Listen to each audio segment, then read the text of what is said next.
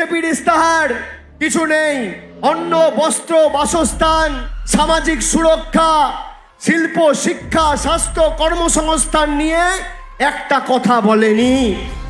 যারা আপনাকে 10 বছর বঞ্চিত করেছে, ওই কথায় আছে না, স্যাঁকড়ার টুকটাক কামারের এক ঘা। 1 তারিখ যখন যাবেন, এক কোপে বিজেপিকে বধ করবেন।